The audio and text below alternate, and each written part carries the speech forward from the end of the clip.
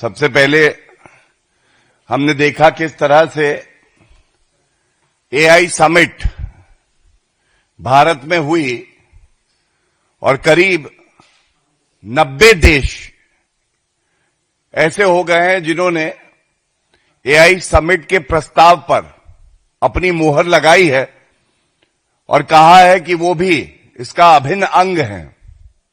ये दिखाता है किस तरह से एक सकारात्मक पहल आदरणीय प्रधानमंत्री श्री नरेंद्र मोदी जी ने करी और पूरे विश्व ने उसको स्वीकारा। जब विश्व उसे स्वीकार रहा था तो जो दर्द हो रहा था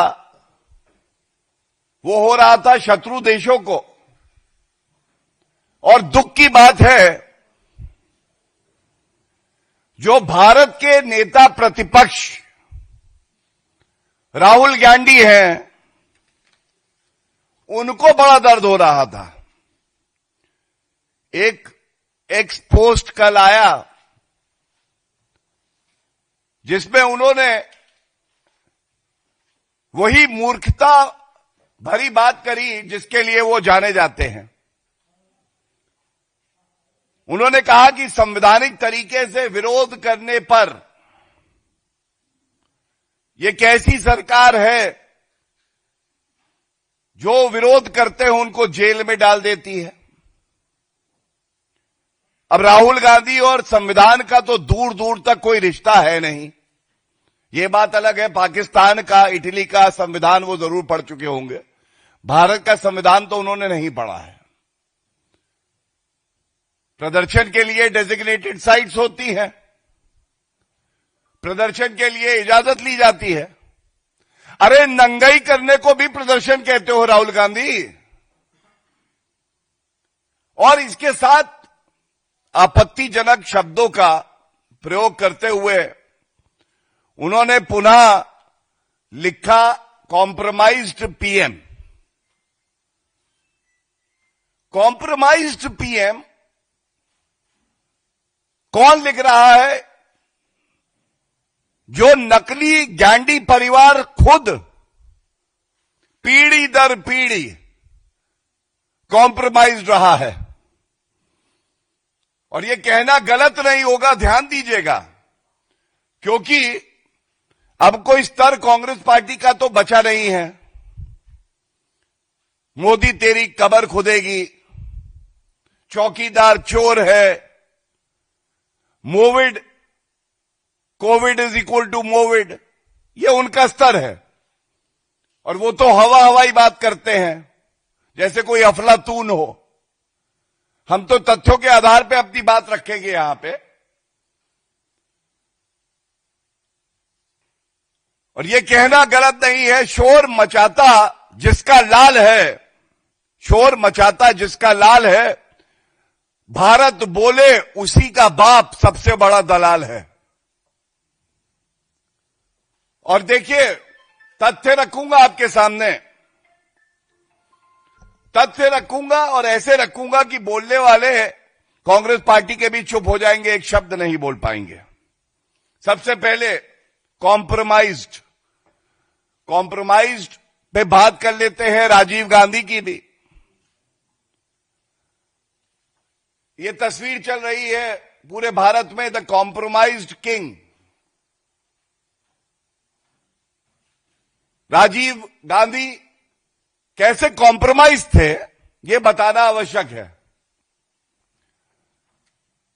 और मैं प्रयास करूंगा कि फर्क दिखाऊं कि भारत में नेतृत्व नरेंद्र मोदी जी के आने के बाद कैसे मजबूत हुआ है और क्या फर्क आया है। 1984 सिख राइट्स, 3500 सिखों की, पंजाबियों की हत्या कर दी जाती है, जिसको पोग्राम कहते हैं। यह हत्या किसने करी? कांग्रेसियों ने। और दुख की बात है, सज्जन कुमार, जगदीश टाइटलर, सज्जन कुमार को सजा हो चुकी है। अब इन पे कार्रवाई करना तो दूर की बात, सांसद बना दिया, जगदीश टाइटलर को मंत्री बना दिया। राजीव गांधी कॉम्प्रोमाइज कैसे थे देखिए। Rajiv Gandhi tried to justify the pogrom and his infamous words, बड़ा पेड़ गिरता है तो धरती हिलती है। अब ये मैं बात क्यों कह रहा हूं, देखिए, लाइक फादर लाइक सन, जैसे बाप का लाल है वैसे ही बाप है। एक गलत चीज को सही ठहराना, 1984 के दंगों को बड़ा पेड़ गिरता है तो धरती हिलती है, यहां नंगे होके कांग्रेसी प्रदर्शन कर रहे थे और राहुल गांधी बोले ये बब्बर शेर हैं, बब्बर शेर। अच्छा, बब्बर शेर जब पुलिस को देखता है तो छुप के किसी फार्म हाउस में बैठ जाता है, ऐसा बब्बर शेर है ये। बब्बर शेर, नंगों की सेना को बब्बर शेर बुला दिया राहुल गांधी ने। तो क्या समानता है? सोच तो वही है, डीएनए तो वही है। गलत को सही ठहराना, राहुल गांधी भी वही कर रहे हैं जो राजीव गांधी ने किया। और ये जो कालक है नकली गांधी परिवार पर, आज तक कभी भी ना सोनिया गांधी ने ना राहुल गांधी ने इस पर कभी भी माफी मांगी सिखों से, पंजाबियों से। 3,500 हत्याएं हुई, लोग मारे गए। ये पहला उदाहरण कॉम्प्रोमाइज्ड राजीव गांधी क्या थे उसका। दूसरा, let us come to Bhopal gas tragedy. In the history of the world, the Bhopal gas tragedy was the worst industrial disaster that took place. It is estimated that initially the number of people who died, 2500 लोगों की मौत हुई थी और बाद में ये आंकड़ा 5300 तक पहुंचा था। 3500 और 5300, 8800 भारतीयों का खून अगर किसी के हाथ पर लगा है, रक्त रंजित है, तो वो राजीव गांधी हैं। This is what compromised is, and it is very sad. ये फैक्ट राहुल गांधी को पता होना चाहिए। PC Alexander, the principal secretary to the then PM mister Rajiv Gandhi, उन्होंने कहा कि वॉरेन एंडरसन को भगाने वाला कोई था तो वो राजीव गांधी थे और अर्जुन सिंह थे, जो मुख्यमंत्री थे मध्य प्रदेश में।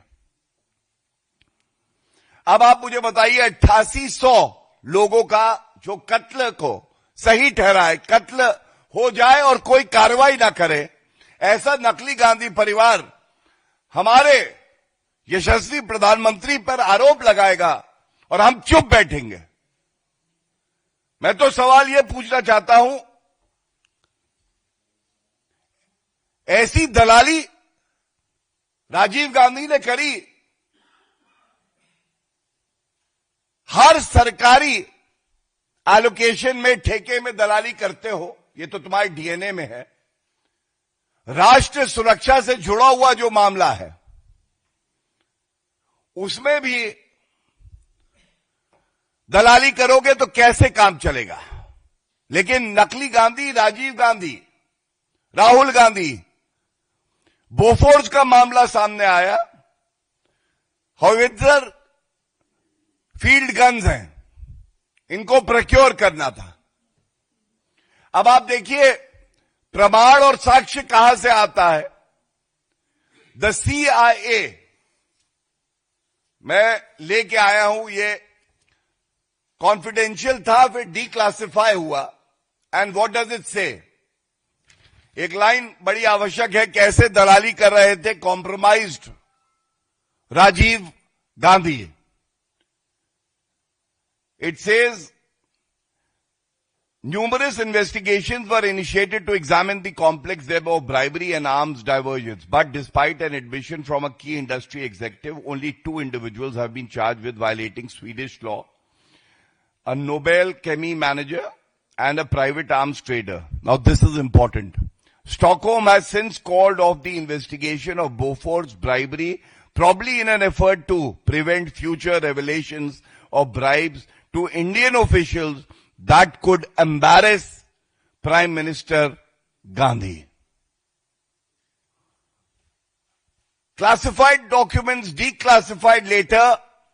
Prime Minister of the country bribing officials, taking kickbacks and preferring a specific company even in arms deals. This is the serious part. और इसके साथ एक और आपको उदाहरण देता हूं.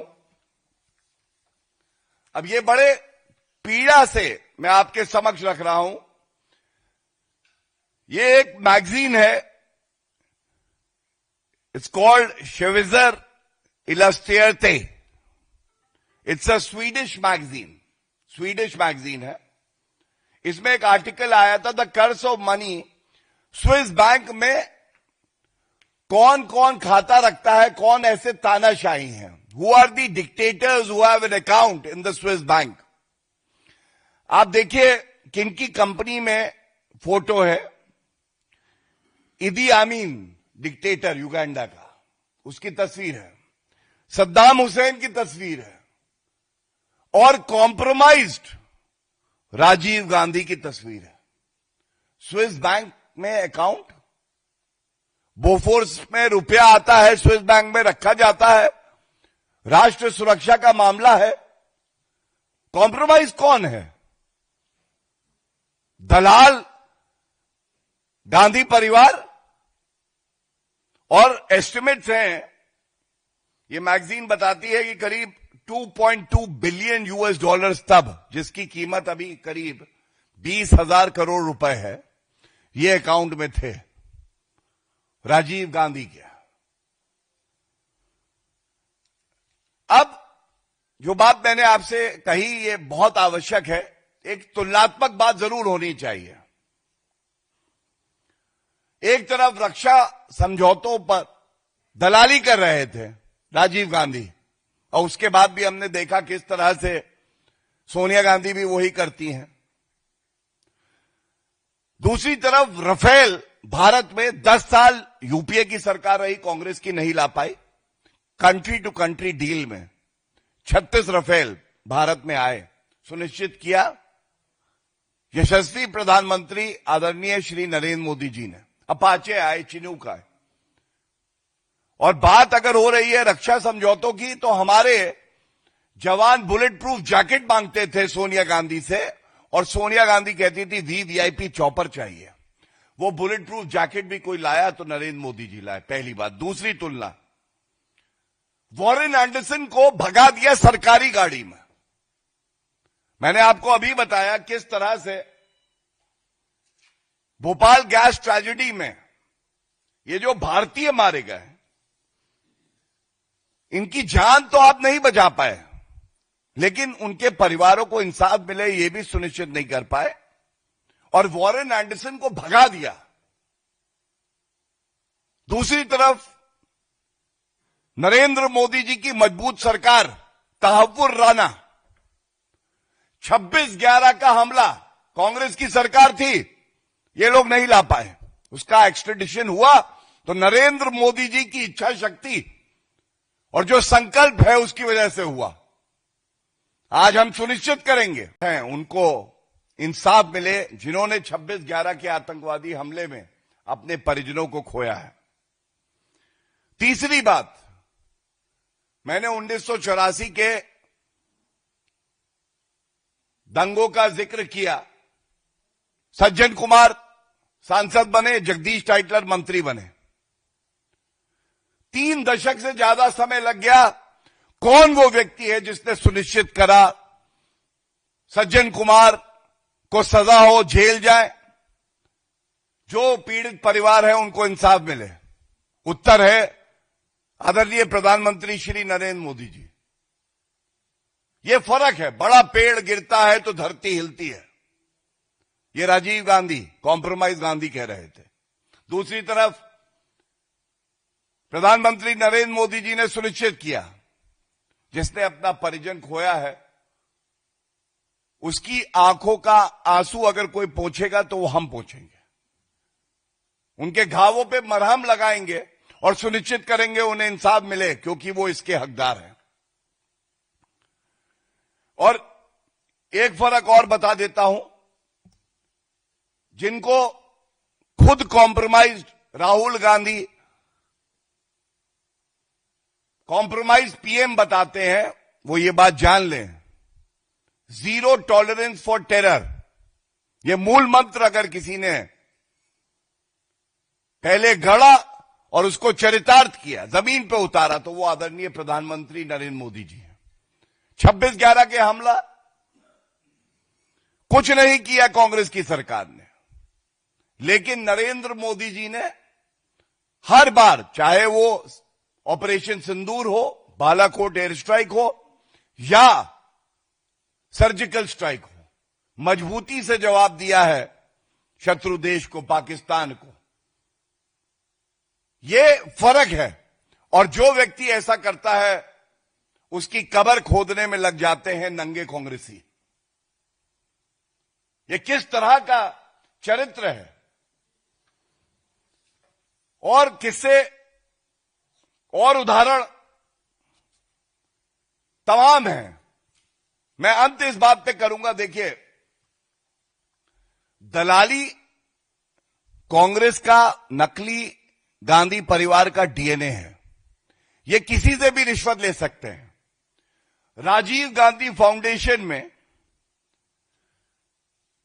इन्हीं के द्वारा दिया हुआ तथ्य है, इन्होंने रिश्वत ली चीनी सरकार से भी और चाइनीज एम्बेसी से भी 2005 से 2009 के बीच में।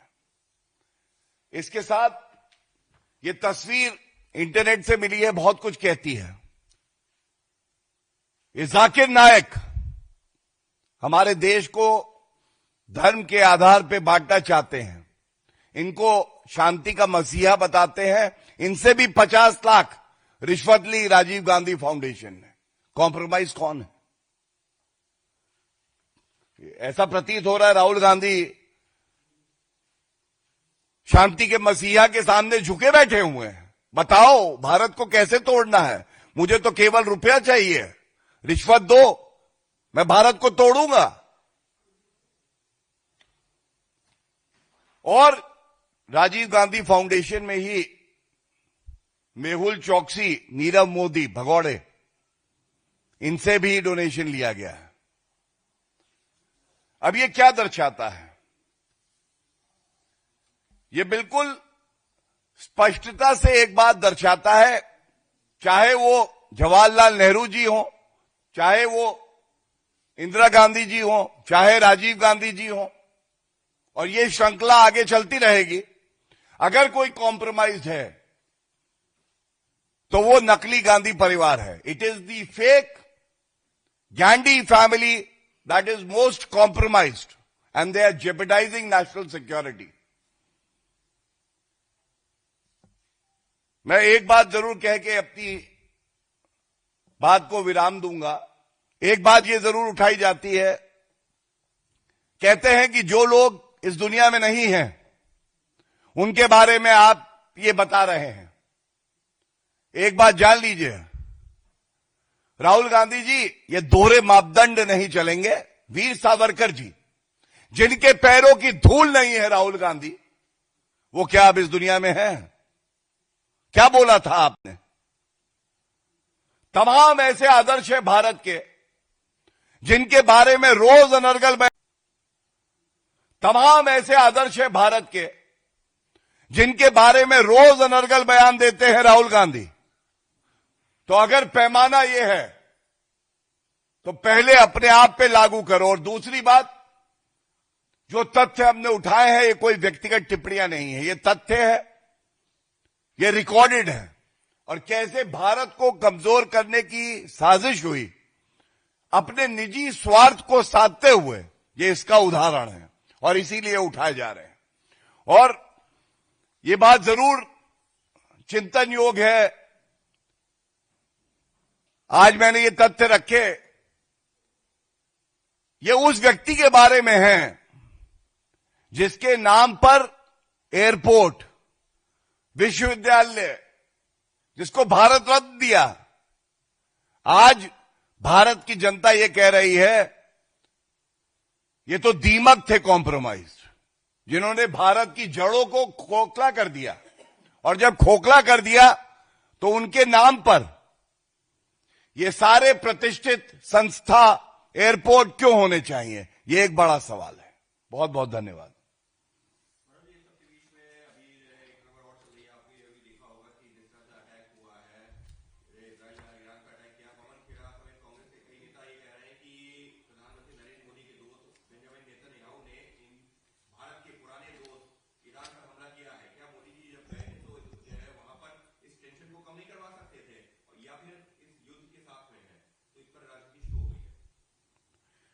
देखिए, कांग्रेस पार्टी जैसा मैंने बताया नंगाई करने पे उतर गई है, चूहों की फौज है।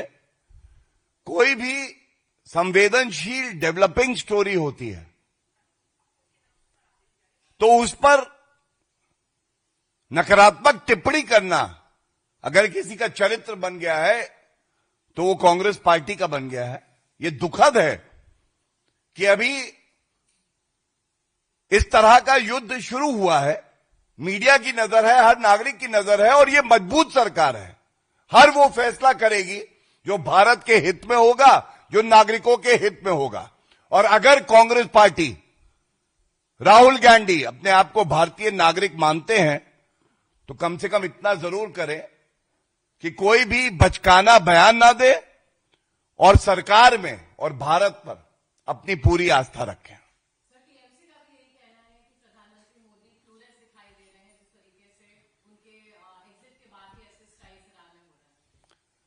देखिए, ऐसा है, क्लूलेस अगर कोई है तो वो तो ममता बनर्जी स्वयं है। उनको पता नहीं कानून व्यवस्था क्या होती है, महिलाओं की अस्मिता क्या होती है। जिस बंगाल में हत्याएं हो रही हैं, केवल रोहिंग्या के साथ इलू इलू किया जा रहा है, वो भी अब लेक्चरिंग कर रही हैं। कुछ ही दिन की बात है, भाजपा की सरकार वहां आने वाली है, टीएमसी पश्चिम बंगाल से जाने वाली है। एक एक करके प्लीज।